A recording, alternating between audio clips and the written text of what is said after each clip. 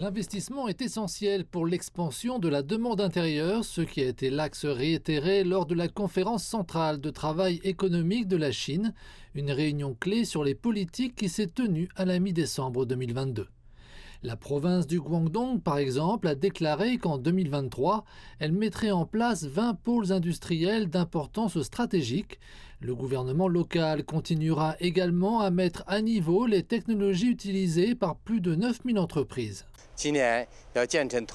Cette année, le Guangdong achèvera et mettra en service un certain nombre de projets clés, notamment la ligne ferroviaire à grande vitesse Guangzhou-Shanwei et le projet de répartition des eaux du delta de la rivière des Perles.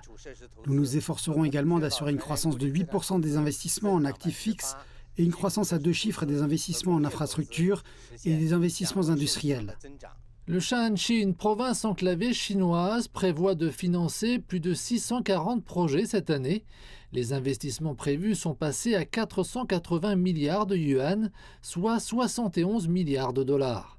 Les responsables du gouvernement local ont déclaré que plus de 70% des capitaux investis jusqu'à présent cette année ont été canalisés à des fins industrielles.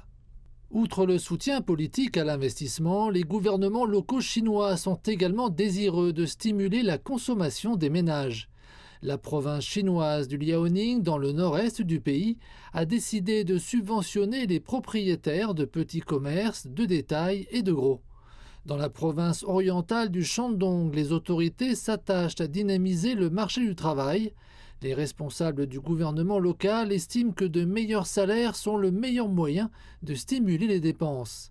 Des produits de meilleure qualité et des services plus pratiques peuvent par ailleurs faire changer d'avis les personnes qui hésitent à dépenser, ont-ils ajouté. Un autre facteur commun à la plupart des gouvernements locaux est les mesures visant à faciliter les affaires dans la région. Prenez Shanghai par exemple. L'année dernière, ce centre financier et commercial chinois a lancé un plan d'action pour créer un meilleur environnement commercial. Les responsables s'appuieront également sur la dernière approche de la Banque mondiale pour évaluer le climat des affaires et des investissements d'une ville. Nous devrions renforcer nos forces et améliorer nos faiblesses. Dans le nouveau système d'évaluation de l'environnement des affaires, les nouvelles normes représentent environ 73% du total. Et c'est ce que nous cherchons à atteindre. Les gouvernements locaux ont non seulement été rapides à agir, mais ils prévoient également des mesures plus favorables aux entreprises. Avec ces mesures et d'autres en cours, la Chine semble bien placée pour une reprise économique complète cette année.